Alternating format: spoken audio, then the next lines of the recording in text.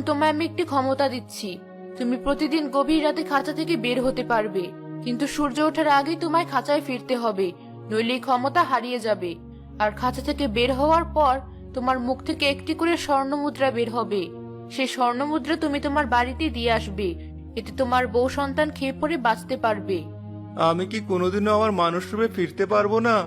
পারবে, যদি তুমি অন্তত 20টি বন্দি পাখি মুক্ত করতে পারো, তবেই তুমি মানুষ রূপ ফিরে পাবে। তবে হ্যাঁ, তুমি মানুষ রূপ ফিরে পাওয়ার আগে এসব কথা কাউকে বলতে পারবে না, তাহলে কিন্তু তুমি আর মানুষ রূপ ফিরে পাবে না। কিন্তু আমি নিজে বন্দি অবস্থায় অন্য পাখিদের কিভাবে মুক্ত করব? সে উপায় তোমাকেই বের করতে হবে। তারপর বনকন্যা একটি ফুলের চারাকে জাদু করে মানুষ বানিয়ে দিল আর আমায় একটা খাঁচায় বন্দি করলো।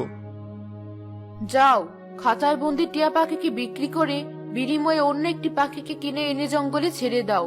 তারপর তুমি আবার ফুলের চারা হয়ে যাবে। যত আজ্ঞা বনকন্যা। সেই মানুষটা বনকন্যার কথা মতোই আমাকে, অর্থাৎ খাঁচায় বন্দি নীল টিয়াকে দোকানে বিক্রি করে অন্য একটা পাখিকে কিনে নিয়ে মুক্ত করে দিল।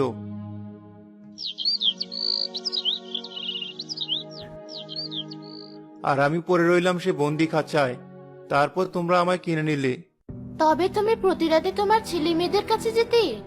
হ্যাঁ, রোজ গভীর রাতে আমি আমার ছেলে মেয়ের মাথার কাছে বসে ওদের দু চোখ ভরে দেখতাম, তারপর আবার ফিরে আসতাম বন্দি খাঁচায়। তুমি এতদিন ওদের জন্য খুব কষ্ট পেয়েছো, তাই না? তা তো পেয়েছি, তবে অনেক বড় একটা শিক্ষাও পেয়েছি। তোমরা দুই বোন অনেক ভালো কাজ করেছো। তোমাদের কাজে আমি খুশি হয়েছি। তোমাদের আমি বর দিচ্ছি, তোমাদের উঠোনে সব সময় প্রচুর শাকসবজি হবে।